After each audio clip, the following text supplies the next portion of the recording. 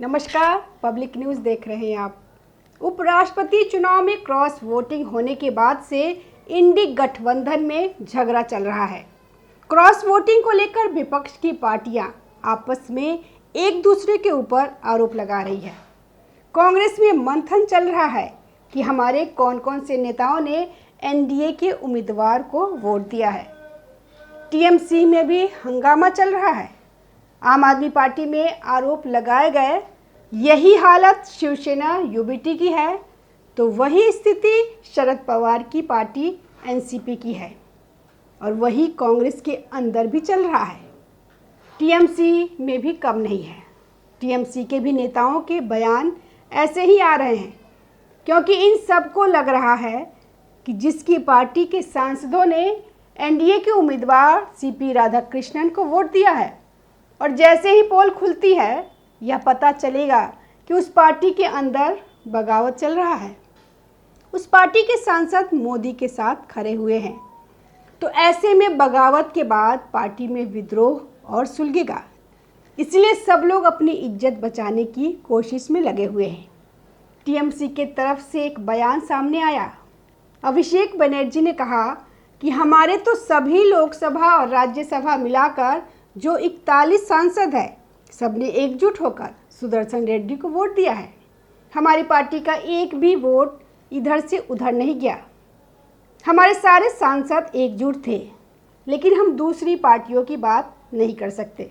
और उन्होंने सीधे इशारा किया आम आदमी पार्टी की तरफ से कि आम आदमी पार्टी के तो कम से कम 4 सांसद ऐसे हैं सीपी राधाकृष्णन को वोट दिया है।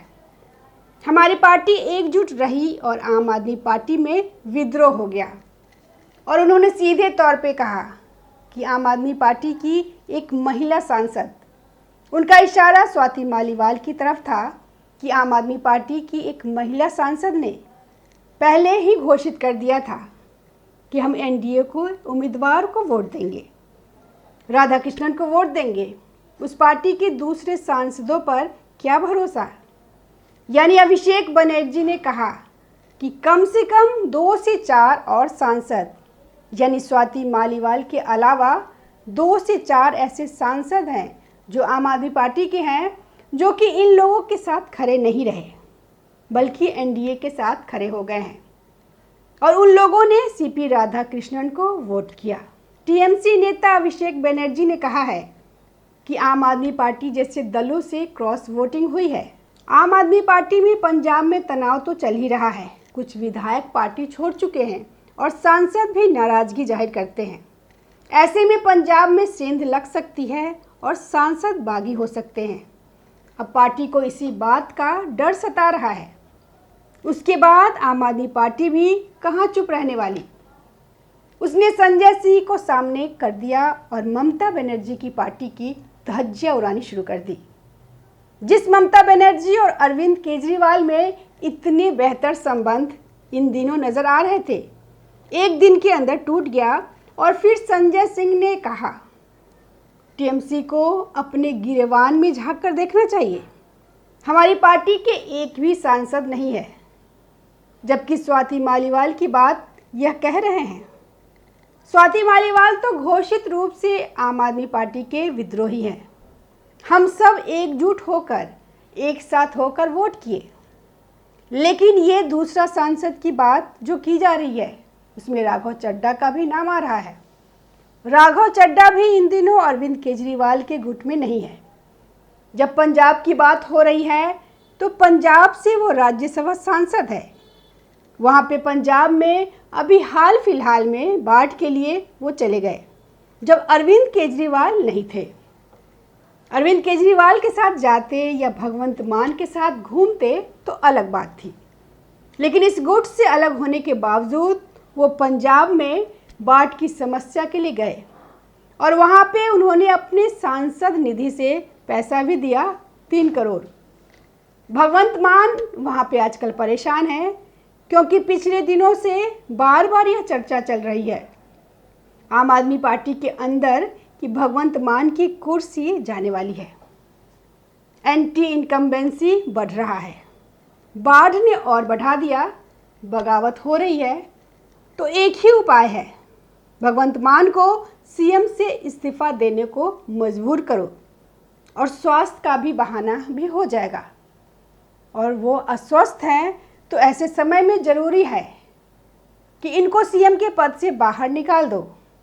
यही तो कारण था कि पिछले दिनों जब आम आदमी पार्टी के प्रदेश अध्यक्ष अमन अरोड़ा भगवंत मान से मिलने के लिए गए तो उनके घर के अंदर आवास में उनकी गाड़ी को पार्क तक नहीं किया गया, क्योंकि अरविंद केजरीवाल अमन अरोड़ा का इस्तेमाल ये भगवंत मान के खिलाफ कर रहे हैं। ये कॉन्स्पिरेसी जब चल रही है तो पंजाब के सांसद कैसे ये मानकर बैठे कि वो भगवंत मान के पक्ष में नहीं होंगे, वो आम आदमी पार्टी के पक्ष में होंगे। इसलिए भगवंत मान के गुट के भी कुछ सांसद यानी कि आम आदमी पार्टी के पंजाब के सांसद, और उसमें सबसे आगे सामने आ रहे हैं राघव चड्ढा, जिस खेल को अंजाम देने की कोशिश कर रहे हैं। उन्होंने भी स्वाति मालीवाल की तरह एनडीए कैंडिडेट को ही वोट दिया होगा। लेकिन उधर से एक और आवाज़ आई अरविंद सावंत की। शिवसेना यूबीटी के नेता, उनका भी कहना है कि हमारी पार्टी का किसी ने विरोध में वोट नहीं दिया, हम तो सब एकजुट होकर एक साथ होकर सुदर्शन रेड्डी को वोट दिए थे। लेकिन शिवसेना यूबीटी में भी विस्फोट हुआ है, उनके सांसद भी राधा कृष्णन को वोट दिए हैं और इसीलिए अरविंद सावंत को सामने आना पड़ा कि महाराष्ट्र के सियासत पार्टियों को, इन पार्टियों को बदनाम करने की कोशिश की जा रही है और कहा जा रहा है कि महाराष्ट्र के सांसद जो कि महागठबंधन के हिस्से हैं, एनडीए के कैंडिडेट को वोट दिया, लेकिन उनकी पार्टी में भी विद्रोह है। उनकी पार्टी के सांसद भी राधा कृष्णन के साथ आए। सुप्रिया सुले भी सामने आई और उन्होंने कहा कि हमारी पार्टी तो एकजुट है।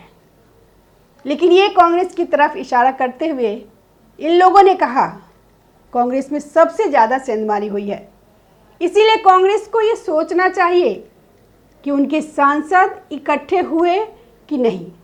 जो लीड कर रही थी पार्टी कांग्रेस, उसके नेता राहुल गांधी और ये लोग आपस में ही कोऑर्डिनेट नहीं कर पाए, अपने सांसदों को एकजुट नहीं कर पाए, तो फिर आगे क्या होगा? यह तो सवाल उठता है कि एनडीए अलायंस का नेतृत्व किसके हाथों में होना चाहिए। यह सवाल उन पार्टियों की तरफ से उठाया जा रहा है जो कि सवाल उठा रहे हैं कि इस एक चुनाव के अंदर जिसमें एक एक वोट काउंटेड था, जिसकी गणना की गई थी, जो सामने दिख रहा था, उसमें भी जब हमारे पार्टी के सांसद एकजुट नहीं हो पाए तो चुनावी मैदान में जाकर ये वोट चोरी की बात करोगे तो कौन विश्वास करेगा?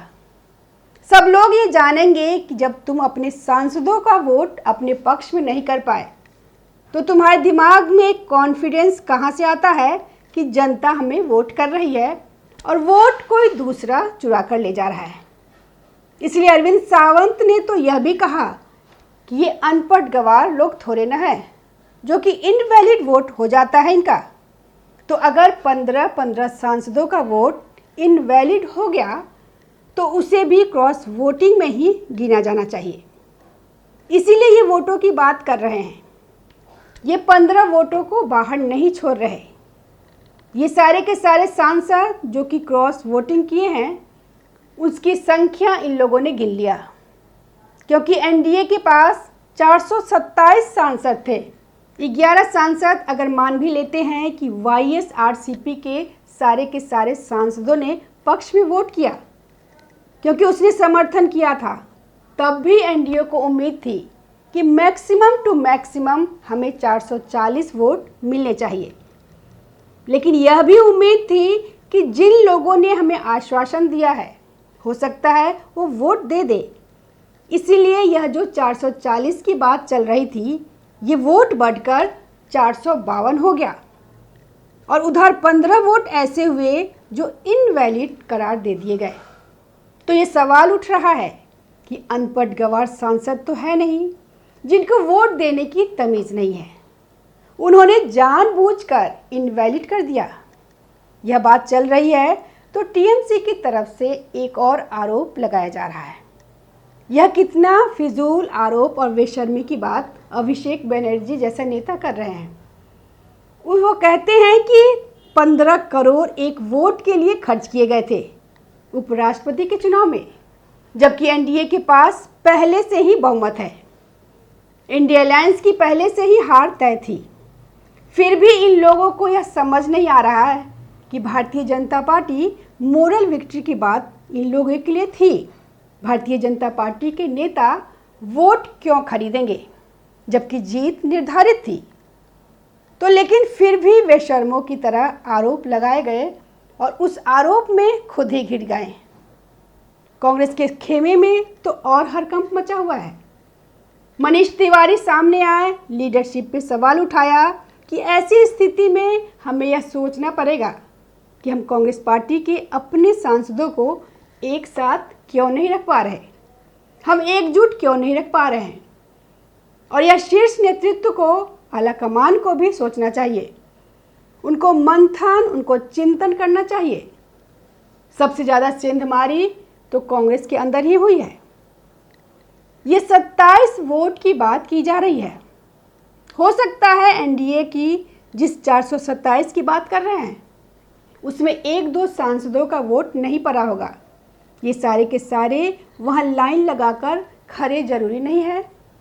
वाईएसआरसीपी की बात कर रहे हैं, 11 सांसद उनके हैं, लेकिन हो सकता है 11 के 11 सांसद दिल्ली नहीं पहुँचे हो, उसमें भी कुछ कम वोट हुआ हो और इसीलिए जो एनडीए का आंकड़ा 452 पहुँचा है, इसमें से यह लग रहा है कि विपक्ष में तो भयंकर विद्रोह हुआ है और इसलिए हंगामा चल रहा है कि 27 तो सामने दिख रहा है आंकड़ों में और उससे ज़्यादा भी संख्या हो सकती है। तो यह सोच लें कि आगे क्या होने वाला है। यानी कि हमारे वो सांसद जो एनडीए कैंडिडेट को वोट दे रहे हैं, हो सकता है आगे पार्टी भी छोड़ दे और इसीलिए 1 दर्जन से ज़्यादा 14-15 सांसद तो यह माने जा रहे हैं कि कांग्रेस के ही हैं जिसने इसमें एनडीए का साथ दिया। और यह छोटी छोटी पार्टियां भी 2-4 सांसद ऐसे हैं जिसने पलटी मारी। इसलिए अब तो आपस में झगड़ा कर रहे हैं और कांग्रेस में मंथन चल रहा है कि आगे अब क्या होगा। धन्यवाद। ताज़ा खबरों से जुड़े रहने के लिए हमारे चैनल को सब्सक्राइब करें और बेल आइकन को दबाना ना भूलें ताकि हर खबर की नोटिफिकेशन आपको मिलती रहे।